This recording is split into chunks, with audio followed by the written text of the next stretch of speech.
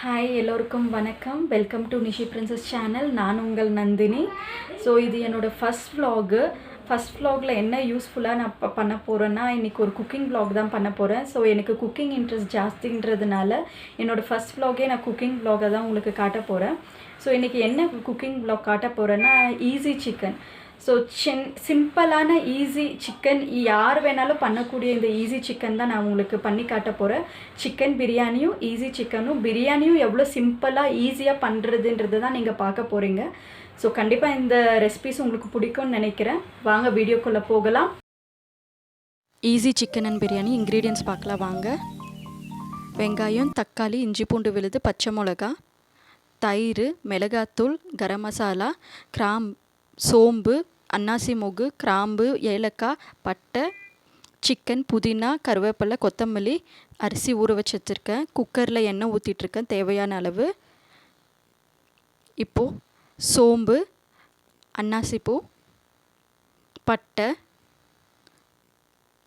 பிரிஞ்சி இலை, கிராம்பு, ஏலக்காய் இதெல்லாம் போட்டு வதக்கிக்கலாம்.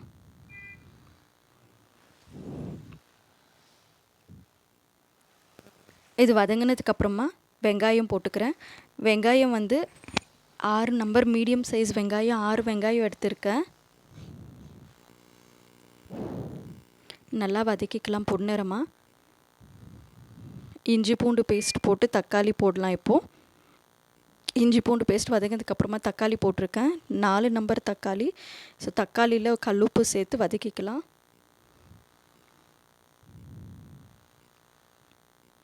தக்காளி நல்லா வதங்கட்டும். வதங்கினதுக்கப்புறமா இப்போ தயிர் சேர்த்துக்கிறேன். தயிர் சேர்க்கி வதக்கிட்டு நம்ம இப்போ மசாலாங்க எடுத்து வச்சதை ஒன்று ஒன்றா சேர்த்துக்கலாம். மிளகாத்தூள், கரம் மசாலா, தனியாத்தூள், மஞ்சள் தூள் இவ்வளோத்தையும் சேர்த்து நம்ம வதக்கிக்கலாம். இது நான் காரத்துக்கு ஏற்ற மாதிரி நீங்கள் யூஸ் பண்ணிக்கலாம். இது 4 ஐட்டம்ஸ் மட்டும்தான் நான் யூஸ் பண்ணிகிட்ருக்கேன். இப்போ வதங்கினதுக்கப்புறமா சிக்கன் 500 கிராம் எடுத்திருக்கேன் நான். 500 கிராம் சிக்கன் எடுத்து நல்லா வதக்கிட்டு, இப்போது புதினா, கொத்தமல்லி, கருவேப்பிலை 3த்தையும் சேர்த்துக்கலாம். ஒவ்வொரு கைப்பிடி கொத்தமல்லியும் புதினாவும் ஒவ்வொரு கைப்பிடி வதக்கிக்கலாம்.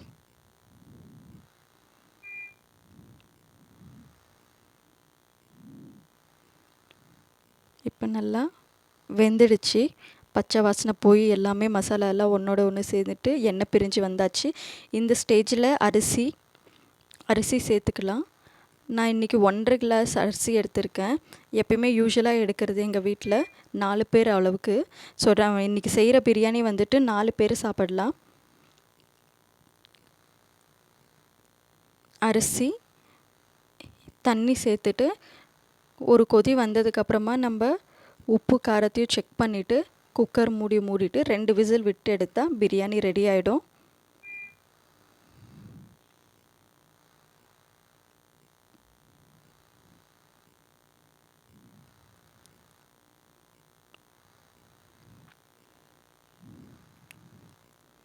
பார்த்திங்கன்னா இப்போ லிட்டை மூடிட்டு 2 விசில் விட்டு எடுத்துக்கலாம்.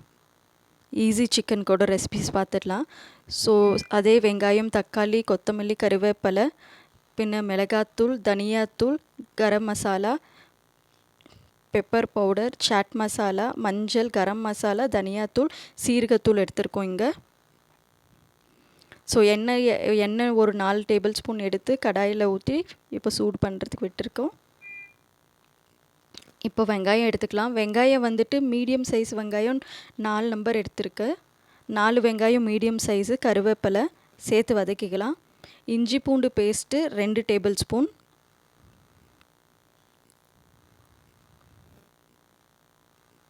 அப்புறம் ஒரு தக்காளி.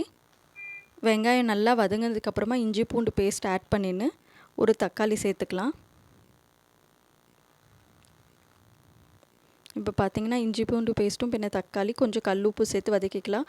மிளகாய் 1 டேபிள் ஸ்பூன், தனியா 1 டேபிள் ஸ்பூன், சீரகம் 2 சேர்த்து 2 table spoon, garam masala 1 table spoon, மஞ்சள் தூள் 1/2 டேபிள் ஸ்பூன், பெப்பரும் சாட் மசாலாவும் 1/2 டேபிள் ஸ்பூன்.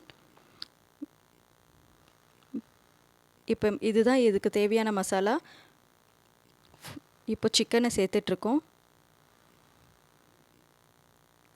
சிக்கனை நல்லா வதக்கிக்கலாம். மசாலா கூட ஒரு 5 நிமிஷத்துக்கு நல்லா வதக்கிட்டு அதுக்கப்புறமா ஒரு 3/4 கிளாஸ் அவ்வளோக்கு தண்ணி ஊற்றிக்கலாம். ஸோ இவ்வளோ தான் இதோட இது. உப்பு காரம் எல்லாமே நம்ம தேவைக்கேற்ப நம்ம எடுத்துக்கலாம் இதில். ஸோ இது நல்லா சுண்டி வந்துச்சு. இப்போ பாருங்கள், இந்த இடத்துல கஸ்தூரி மேத்தி நம்ம கொஞ்சம் லைட்டாக சேர்த்துக்கிறோம். அதுக்கப்புறமா கொத்தமல்லி, கடைசியாக கொத்தமல்லி சேர்த்துக்கிட்டு கலரி விட்டுடலாம். நம்மளோட ஈஸி சிக்கன் எவ்வளோ ஈஸியாக முடிஞ்சிடுச்சுன்னா அவ்வளோ ஈஸியாக முடிஞ்சிடுச்சு. ஸோ ட்ரை பண்ணி பாருங்கள். ரொம்ப ஈஸியான ரெசிபி இது. பிளேட்டிங், பிரியாணி, ஈஸி சிக்கன், அப்புறம் ரைத்தா, முட்டை. So easy chicken, biryani, raita, முட்டை இன்றைக்கி எங்களோட மத்தியானோட லஞ்ச் அதுதான். ஸோ எவ்வளோ ஈஸியாக இந்த ரெசிபி நான் பண்ணேன்னு உங்களுக்கே தெரியும். எல்லாமே வீட்டில் இந்த இன்க்ரீடியன்ட்ஸ் வச்சு தான் நான் பண்ணியிருக்கேன். ஸோ ட்ரை பண்ணி பாருங்கள். கண்டிப்பாக உங்கள் எல்லாருக்குமே பிடிக்கும். எல்லாமே நம்மளோட அளவுக்கு ஏற்ற மாதிரி தான் நான் எடுத்திருக்கேன்.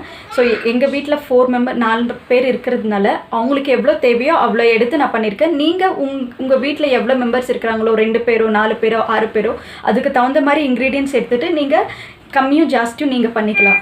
ஸோ கண்டிப்பாக உங்கள் எல்லாருக்குமே இந்த ரெசிபி பிடிச்சிருக்கும்னு நினைக்கிறேன். வரப்போகிற ஃபர்தரான என்னோடய வீடியோஸில் எல்லாமே டிஃப்ரெண்ட்டான டிஷ்ஷஸை கண்டிப்பாக கொடுக்க நான் ட்ரை பண்ணுறேன். உங்களுக்கு பிடிச்ச மாதிரி டிஷ்ஷஸ் கண்டிப்பாக நான் ட்ரை பண்ணுறேன். ஸோ இந்த வீடியோ ஃபஸ்ட் வீடியோன்றதுனால நான் குக்கிங்கோட ஸ்டார்ட் பண்ணியிருக்கேன்.